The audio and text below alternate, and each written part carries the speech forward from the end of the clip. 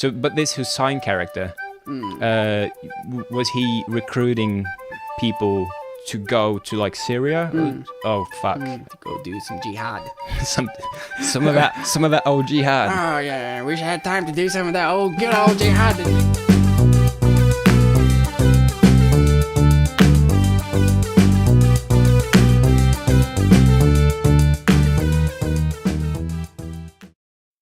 In this Scandinavian podcast, we offer a Scandinavian outlook on news and politics and try to make it as lowbrow as possible. Right. So let's start with, probably the most respectable tabloid in the universe. Yeah, huge respect all around. It's The Sun from UK. Hated throughout the universe. They've managed to come up with a pretty interesting headline, at least for this article. And well, it's inside OXFAM'S astronomically expensive Roman-style orgy villa, where aid workers romped with hookers, all funded by your donations. It's like so. It's a really catchy what's it called? Headline? Headline, yes. Yeah. There you go. It's a really catchy one. And it kind of gives away a lot of what the article is going to be about, and it's some very strong words in there. Well, it's not objective journalism. Let's just put it that way. It doesn't leave a whole lot to the imagination. No, like they even tell you how you're supposed to feel because it's funded by your donations. Yeah, and your is of course in caps lock. You can't do it any other way. So, well, yeah, it's pretty interesting because I mean we know in our society that a lot of people only read headlines. Yeah, like that's a fact. It's been studied, especially on social media, because most people don't even read the actual newspaper anymore. They just go onto social media and read the headlines. So this headline is pretty much crafted to fit that sort of journalism or style. The Norwegian Broadcasting Bureau, NRK, has actually started. I think it was NRK.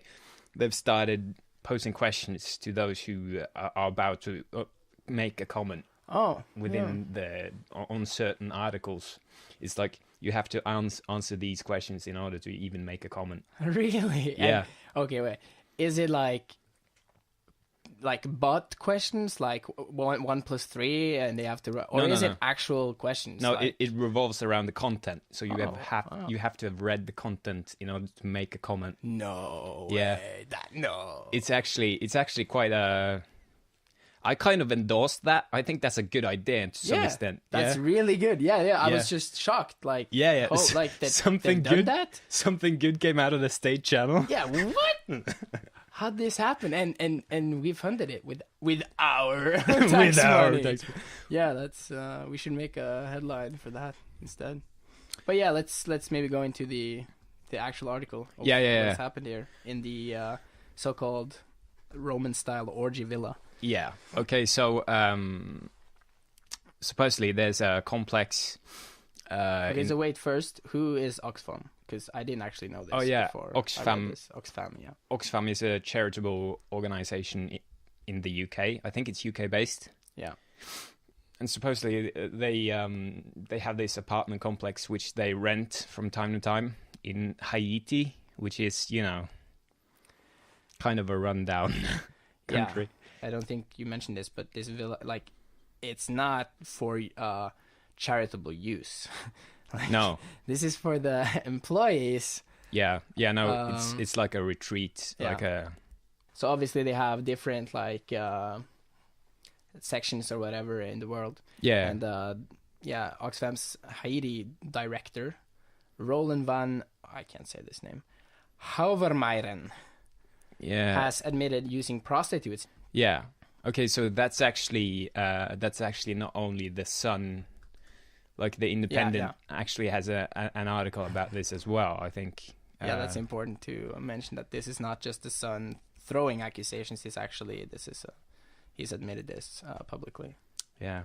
The Independent says the following: Oxfam's country director in Haiti, Roland Van admitted using prostituted females at premises paid for with charitable funds. Oh, so they actually confirmed, like, that's them. Yeah, that makes it even worse. That makes it pretty fucking bad, right? But this is sort of where because we already know that most charitable, or at least Western-based charitable organizations, are quite ineffective. Yeah, there's a lot of money that goes to, like, administration, and it doesn't go to the cause. Yeah, a lot. And well, I can just say right now, I think it's wrong for any charitable organization to ever take any sort of like, what is it called, profit. Like, I don't think they should take out any profits whatsoever. The leaders shouldn't take not a cent. Like, why would you do that? That's the whole point of the fucking organization. It's a charitable organization. I don't think people should be making money on charity. In general, I guess, so if I were to play devil's advocate, I would say, in order to get good people, qualified people to run the organization, you have to pay a salary. But then the question becomes, okay, if people catch a whiff of this and starts understanding how this works, are we sort of fostering an environment where people get an education in order to get a job for a charitable organization? In which case, it's like, here's my charitable organization, provide us with money so that I can have a job, right? Yeah. I don't know, like, where... That doesn't seem right, I don't think. Yeah, no, it doesn't. But I think that's where we are now. We are now. Probably. Yeah. Well, in a perfect world, you would want the leaders of those organizations to be the most, kind persons that do it purely out of altruistic reasons, like, just for others. They don't, like... But this is again a much bigger thing, but like, the people that want to end up in those positions are not the right people for the positions. Yeah, I agree with that. That's like, if you can work or make funneled efforts in order to get that job. Yeah, it's like, well, then that's your motive. Yeah, exactly. That's the. Yeah, it's not like you should have another reason. I think it's the wrong reason, and you see that in politics. You see that in the prisons, like people that want to become cops. Yeah, usually have that sort of, like, power struggle that they wanna like just show their power or something. I don't know. I've never asked you personally about this, but what do you think of, because this is I regard this as a huge ass fucking problem. Politicians who do politics because that's what they want to do. Yeah. So, like, people who sort of set their sights on becoming a politician, as opposed to, I don't want to refer to Donald Trump as, like, a counterweight, but, like, let's say, you've built a pretty fucking successful organization or a business. Not to say that's, I mean, he just started off with a small loan of $1 million. Yeah, just small, tiny loan. But, like, people in general like, okay, so, like, how many ministers of culture in Norway actually hail from the cultural... Oh, yeah. Yeah, no one. Yeah. Yeah, that's... So it's kind of like, is it about culture? I kind of don't feel like that those people... No, yeah, it seems it's just a part of the political game. Yeah. Instead. Like, they're just playing politics to play politics. So you have to know the game as opposed to sort of knowing your field. I think that's kind of... Yes, that's correct. And, most of the... But that's the thing, though, like, people that take educations to become a politician... At least as I've understood it in Norway, that's exactly how it is. Like, they don't have they don't have the expertise in their field. They use, because that's where people that works in the department and stuff comes in. Like, oh, okay. So all the people that works in the department, actually, that's what they're not politicians. They're just like fucking analysts and people like counselors that. And yeah, and they use a lot of what is the English word for that? Like, is it counselor? Like counselor. Yeah, so they use a lot of counselors from, like, for instance, the organization called First House in Norway. If you've heard of that. No. Oh wow. And that's the whole thing with Is it a private business? It's a private, like, it just offers advice to politicians and to leaders in the market, like. Okay. They cost a lot, and they're really expensive. Okay, so they pretty much have a monopoly. But they have a lot of expertise, and so people go there too. But I do think it's a problem that people just become politicians to be politicians. Yeah, I think, for instance, like you say, like the culture, like minister or something, like, should be a previous, like, someone in culture. But the problem is, no one in culture has the motivation to work in politics because the game is so shit. Yeah, no one. They don't want a part of it. Like, so like, for instance, just think about the prison system. Like, now we have Sylvie Listhaug as like a justice minister, so she has control over the prisons, like, right? Yeah, I think so. The criminal care. Yeah. Like, she is so far from understanding any of the problems that the people that are in the prisons have, and why they're there, and what problems they're gonna face when they come out. Like, just imagine if you had, like, a former dude that he had been in prison for like 15 years, and he had successfully gotten back into society after, and then, he should be the top because candidate. Isn't she brought up in a very shielded environment? Isn't she from, like... She's from a small place, and Christian family, very traditional views. I don't think... Like, I think she's one of those... This is just speculation, because I don't know her personally, obviously, but I think she's one of those persons that is just, like, she doesn't understand how a person can, like, for instance, do economic criminality. Like, she doesn't understand where they're coming from. Yeah. She's like, oh, no, in the Bible they say it's wrong, so it's wrong. So she doesn't understand. Like, I don't think she has a wide enough view to understand those people. I'm not saying she's not a good politician, because she certainly is. Yeah. But she doesn't have the qualifications to... So you have the sneaking suspicion that she's never been brought to a point where she's sort of had to reinvent herself, or sort of deal with particularly difficult... Yeah, she hasn't been faced with that. Yeah. So she doesn't understand, she doesn't know. I think it's difficult for us to say, but we can talk about the likelihood of... Because I don't think that either. I don't think she's, ever experienced being brought up in Brooklyn or something. Yeah, no. It's like... Well, that's the extreme, but I don't think she has any sort of, like, experience from that. So that becomes a problem. Yeah, no, I agree. That's... But, yeah. How much time have we spent on this one thing? 15 minutes. 15 minutes? Yeah. Okay, let's move on to... Yeah, it was pretty slow in the start, so you can probably cut a lot there. Yeah. But yeah, let's move... well, it's within Sylvie Listhaug's field, I guess. It's about the police. Oh, yeah. Yeah, let's go there. So, we have in Norway, we have a... is this a tabloid?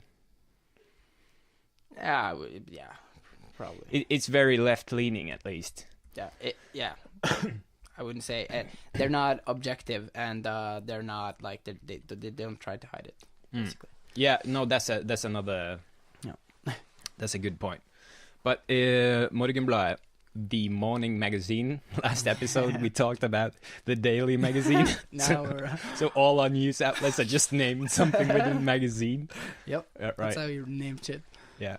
Just take an English word and just magazine. Hey man, Norwegians sound particularly creative. Yeah. But this is a piece by a regular contributor called Mohammed Abdi, yeah. Mm-hmm. And it's about racial profiling. Now, neither of us have like a minority background.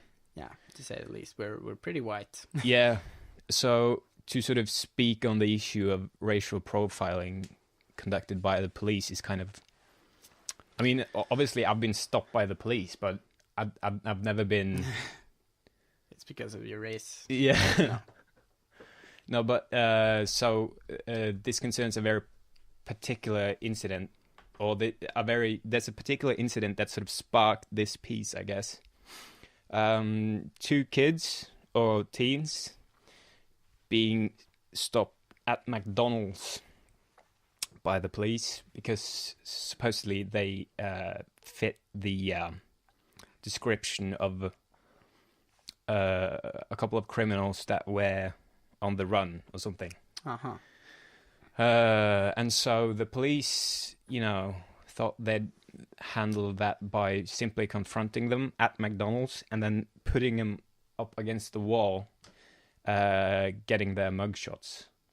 At McDonald's? At McDonald's. Oh, okay. That's interesting. And so that sort of sparked this piece, from what I can understand. And, again, it's like I kind of don't have a stance on whether racial profiling is a thing in this country, but okay, let's let's just stop for a second because is the argument because if you told that story that is the premise for this piece, if I didn't know that they were black, like, would it make any, like, I still think the wrong thing they did was how they acted towards them. Yeah. Like they could have done this with a white, like, couldn't they have done this with a white person as well? Yeah, they could but have. Is totally. the argument that they did this because, like, just because they're black and that's why the police thought they fit this description? Is that the thing? Like, they just, like, all black people look the same? Is that, like, sort of the... So, yeah. Okay, yeah. Alternative ethnicities. Like, Norway in general is a very white country. I think we're 93, I think it was 93% white. That's high. It's a lot. Yeah. Well, but regardless of whether this is actually a thing or not, yeah. There's a suggestion here by by Mohammed. Every time someone's being stopped for this very reason, what if they received a receipt stating the reason why they were stopped, where they were stopped, and when? I think that's kind of sounds like a good idea. Yeah, it sounds like an amazing idea, honestly. I would love that. Yeah. For myself. And I do think that could also be a way to actually bring this out in the open, like, just to get just to have some data. Like, yeah. Because if this is a thing, because I don't feel I can say it is, but I also don't feel I have the background to actually speak on this matter. Because if I was black, I would probably it would probably be a whole lot different. So, but yeah, because if you did that and the police actually were doing this sort of thing, this race profiling, then you could have the receipt and you could be like, I've been stopped this, like, the past 3 days. I've already been stopped like 4 times or something. Like, what the fuck are you doing? Like, give me a break or something like that. And eventually would probably lead to something like you could go on a case versus the police if they did it too much. Yeah. Like, you could probably bring a case up like they have something for me specifically. They're going after me or something like that. Because let's say they let's say you petition to get like an investigation, an internal affairs investigation. If a receipt is being issued, then that means that there's a back office somewhere within the police that, you know, logs every receipt. If you suspect that the police is sort of inherently racist, you could sort of tally up all of those. Yeah, you could, and you can actually tell, and you could tell from the different officers, because so there probably is a problem like this in Norway, but I certainly don't think it's the majority of the police. No. Like, it's probably just a few, and they need to be caught, obviously, if they do this, and that would be a way to... That would be a way to keep or to hold a single officer responsible. Not the whole police, because that's also sort of... and that's something I felt myself as well, but I think that's some of the arguments that he puts out here, is that... you know, you don't need that many of these cases to get a whole group to hate the whole police. Oh, definitely not. Because if you don't single out the officers, we have no way of doing that right now. And it wouldn't work if we just went public and said names and stuff. It would just be like word against word, but... Yeah. But yeah, because I think I've had some, like, a couple of instances with the police, not personally. Or yeah, I have had one personally, but that was a long time ago. But I've been like, when I've seen a couple of times where I think people have been treated very unfair by the police. And I just feel this sort of hate, like just growing hatred for the whole group. Yeah, of course. Because they're responsible. Like they have a lot of power. Yeah, and they should show, like, they should be the best you can be, and they shouldn't abuse it. Yeah, that goes back to the, you know, the ones that are police officers. They're not the right persons, like, psychologically, to be police officers. That's the thing with so in case someone who listens to this don't know this, in order to be a police officer in Norway, you have to go through you have to get a bachelor's degree. Yeah, and you get screened beforehand, psychologically, supposedly. But to what extent that screening is, I imagine, like, it could be like you could probably memorize some of the questions, like, or the... Well, if you're answers. A true, like... If you're a psychopath you can easily get into that position, and you would thrive in that position. And as we have it now, no one could stop you. And that's, you know, if you're a racist and you want to become a cop and do racial profiling, like, if that's the thing you want to just make the lives of the immigrants or the minorities, just make them hell, you could easily, like, just lie about the whole racism thing throughout the screening process and just become a cop. And once you're a cop, we don't have a system to catch it, and that's one of the, like, the receipt could change that. I think that's it's a really good suggestion. But so Norway also has a National Bureau of Statistics called the SSB. So according to this statistic, the majority of minority groups actually have actually trust the Norwegian police a lot. So I'm not really sure what the point of this piece is, because... Well, maybe he thinks that they're not going to. Yeah, I think maybe the argument is that the future generation will you know, detest the police if this keeps happening. But okay, so I think SSB also has reports about the crime rates and stuff. I don't have the numbers on it, so I could be wrong. But the small petty crimes usually happens either by someone that is like well known to the police. Usually that's like locals, like we had here in Tromsø, like Pepper. They're just, you know, they're one in 10,000. Yeah. And the police knows them, and they're not really harming anyone. They're doing crimes, but they're like... It's more about the attention, maybe. Yeah, maybe. And they have psychological issues, so they can't be charged or whatever. But I think most of the other petty crimes is done by minorities. Statistically? I'm pretty sure.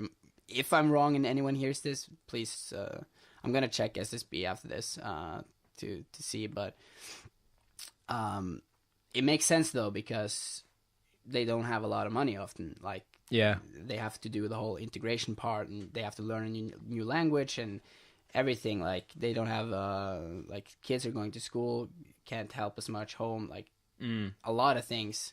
So they don't have enough, a lot of money, and often, they just have to do that.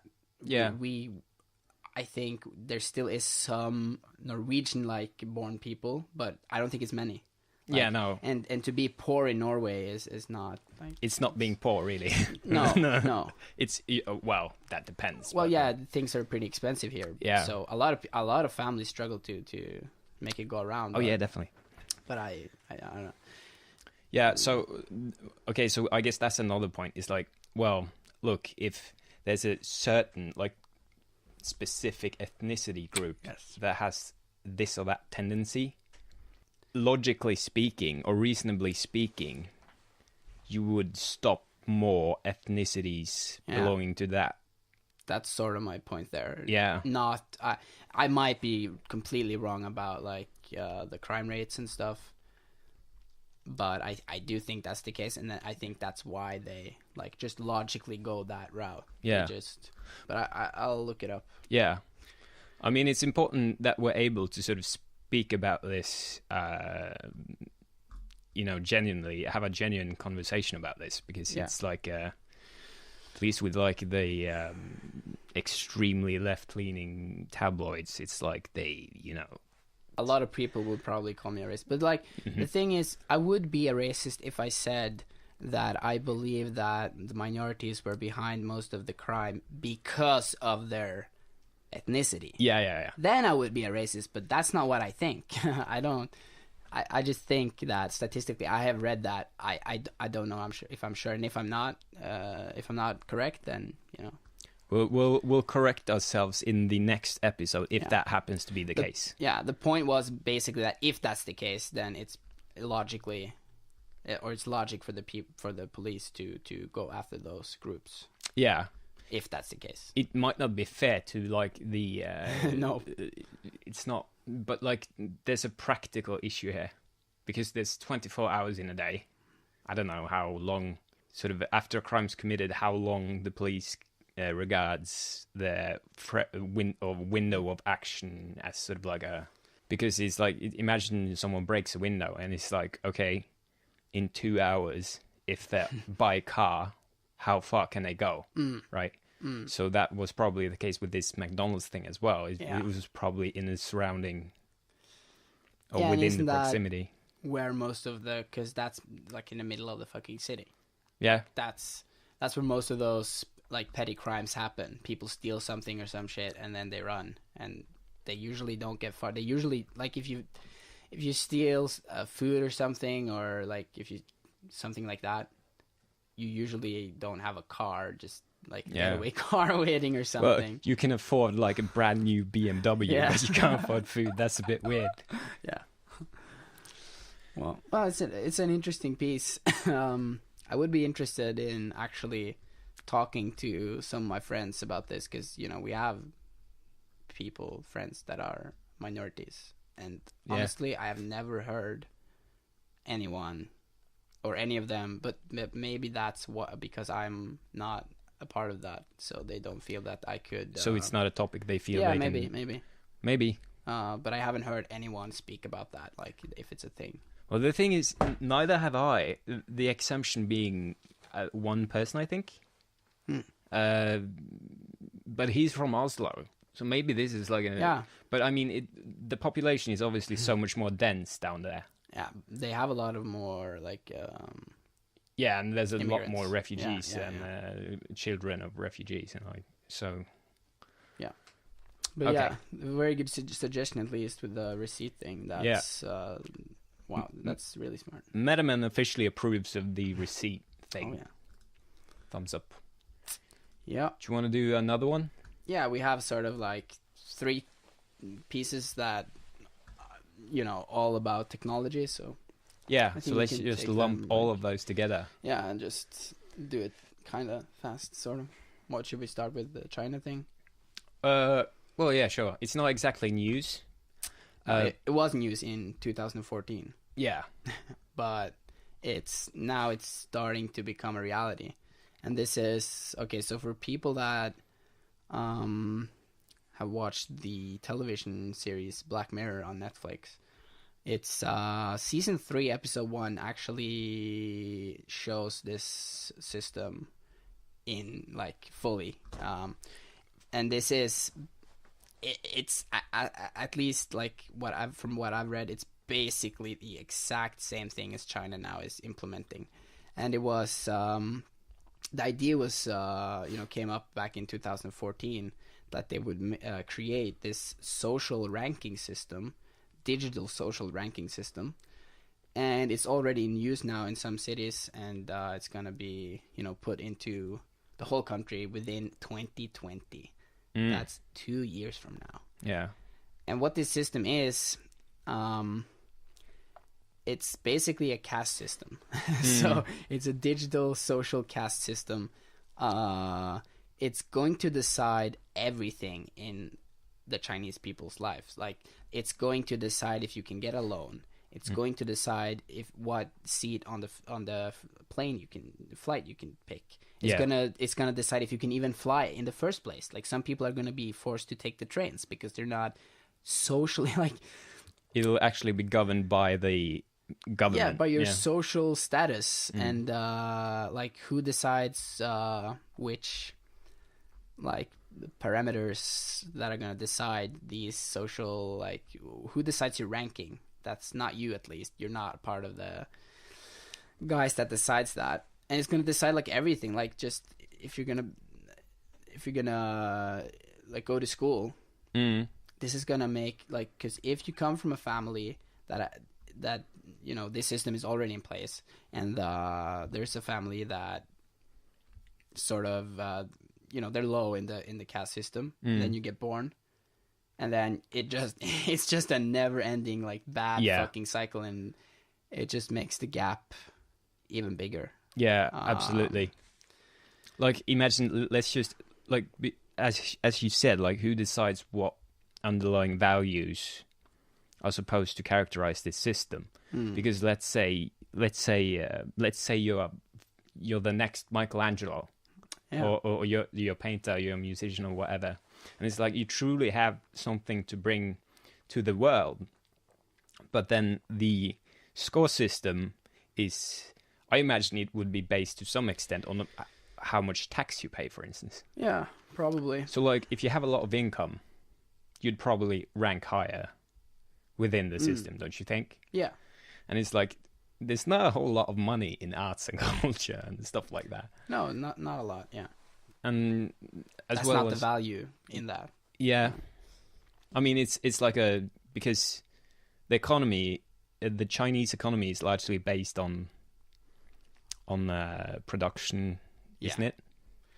Yeah, and the thing, like, it's probably gonna be crafted, the system, the way that, like, if they need a specific type of people.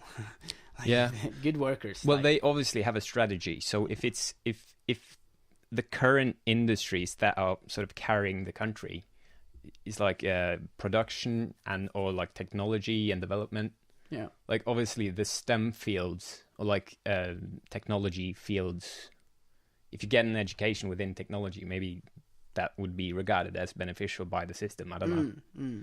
But it's like you're excluding an awful lot of people. Yeah, and eventually that will have an impact on society as a whole, because you will lose out on some types of people that has always been there and probably is a very important part of society.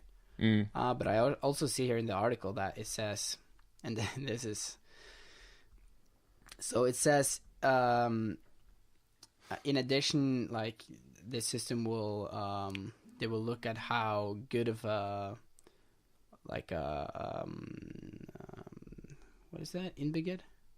A citizen? Yeah. They will look at how good of a citizen you are, in the society, and that can, you know, affect your score.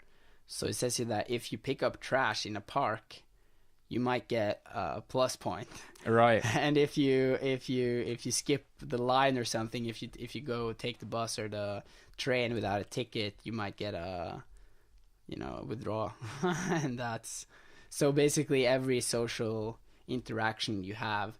Like, just think of the anxiety that is gonna happen in this society. Like, people are gonna be so afraid of doing something wrong, because that would, you know, they would get like minus points on their social score. Not to mention, I mean, they can you know, issue as many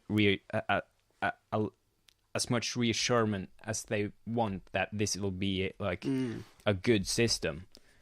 But look, there's gonna be people who are gonna figure out how to fucking trick the system. Yeah, like, it's gonna happen. Exactly. It's just it's communism all over again. It's like fucking, you know. I don't know if it might be that they have some sort of like, okay, so the people that are low in the caste system, like, if they had the reason that they did this was to negate the gap between the rich and the poor. Like, so for instance, if you're low in the caste system, you get certain benefits, but I don't think that's the case in China. I doubt it. I sort of doubt that. But that would maybe be like, if all the people that were high caste, it was higher taxes, right? So and they would supposed to help the people in the lower class, and the goal would eventually then be to at least minimize the gap. I don't think you will ever, you know, clash the two, but yeah, that could be a good thing. But I don't know if that they're actually doing that. I don't know. But it's pretty insane. I mean, generally I'm pretty open-minded, but like, I don't see this working out. No. I don't see this working out. It's like and also it's because it's based on, it's digital, so it probably is not going to be people sitting around in offices monitoring this shit. It's going to be algorithms. Yeah. Okay? So yeah. So like, just as an example, like, YouTube has pretty much rolled out the sort of curation algorithm, haven't they? So like, the machine learning. Yeah. It's in place. It looks for common denominators, obviously, and so just videos that have titles in them. So like, let's say a word combination. Let's say socialism plus bad, right? So every video that has that in the title will get demonetized automatically. And it's like, maybe, you know, there's no platform for discussion. It's like, YouTube was that platform, but now no, the algorithm. YouTube has actually shown that, you know, sometimes with technology, and that's also kind of the point of Black Mirror, honestly, but sometimes with technology we have to fucking pace ourselves. Like, you can't just throw something out there that we don't know how it works. Like, okay, so just that thing that, you know, they censor people, like, we don't have freedom of speech on the internet anymore because of those things, and because of how content is manipulated. That happens everywhere, you know. Reddit as well is full of fucking like voter bots and stuff. So like, you don't actually get all the news. You just get the news that the people that, I don't know who the fuck they are, but someone who wants you to just read this. But that's one thing. But the other thing with YouTube is like, okay, people are actually living off of this shit. Like, a lot of the creators there, they have families to support. They have, I subscribe to a very, very good YouTuber. His channel goes by the name of Psyched Substance. Shout out to Adam.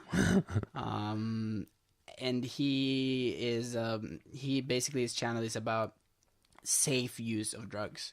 So he's not advocating, you know, just using drugs and just being just, he wants you to be careful, and that's why he has the channel. He's not like, oh, go do this, oh, it's so amazing. He's not like that. He's just, this is how you do it, because people are going to do drugs anyway, and if you're going to do them, watch my channel, he says, and this is how you do it safely. It's damage control. Yeah. And he 2 days ago, he put out like a emergency video and said that, okay, so there was some new YouTube shit, and someone is targeting him, like, and channels like him. So pretty much all of the damage control, drug related channels are just being taken down, like every single video.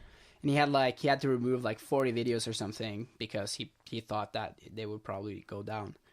YouTube, fix your fucking thing. Yeah, it's but it's sort of like, okay, because why would Google do this? Because like why would they do this? They don't have any motives themselves, so someone obviously paid them for something. Like, they wouldn't just do this. People don't want these videos to be gone.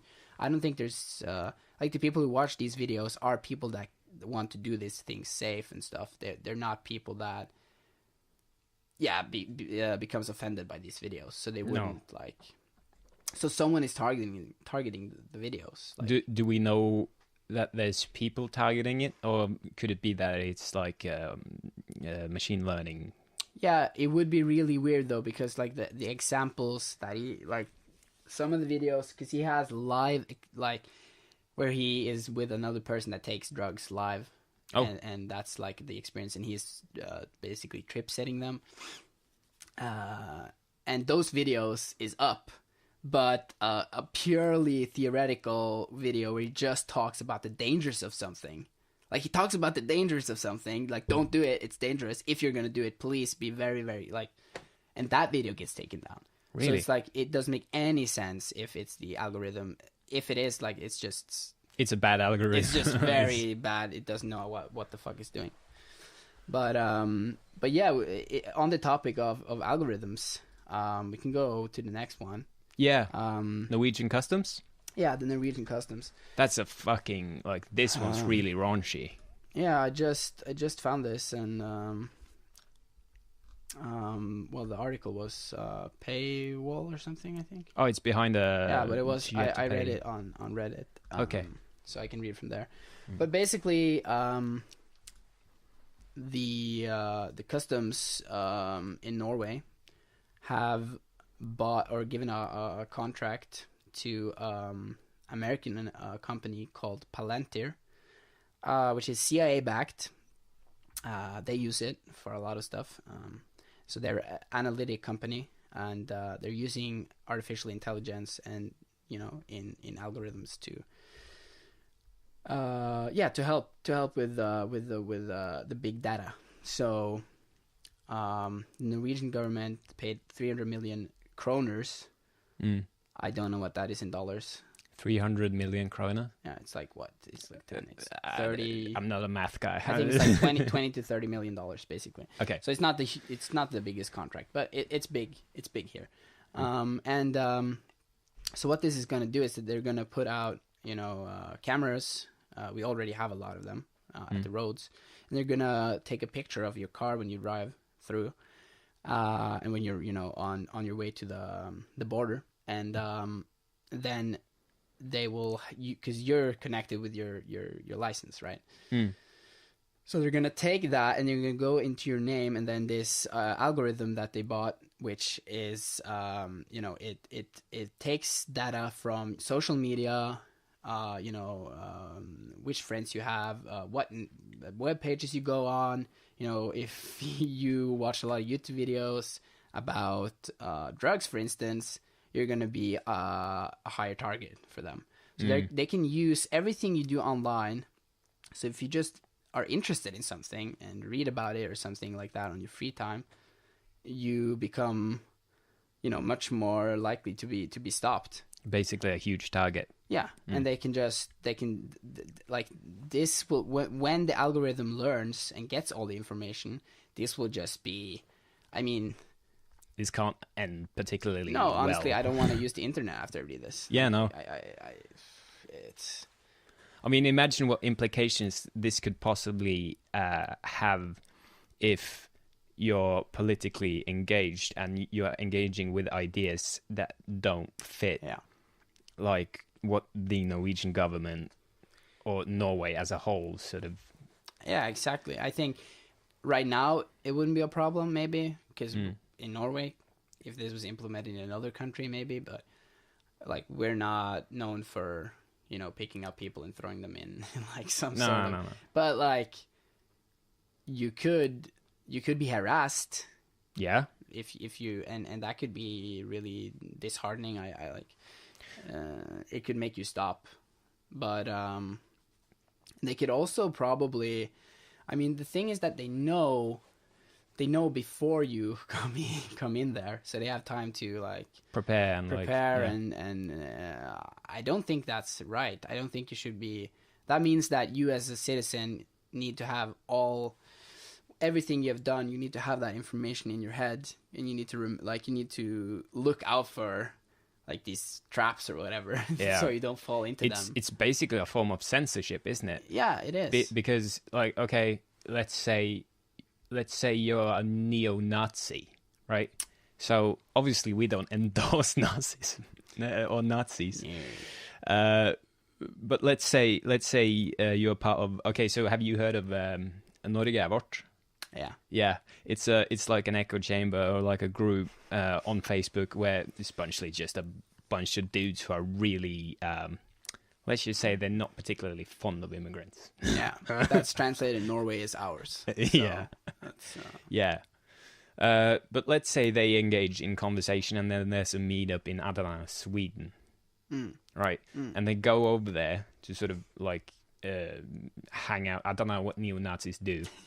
Not that they're necessarily Nazis, but like racist at least. Yeah.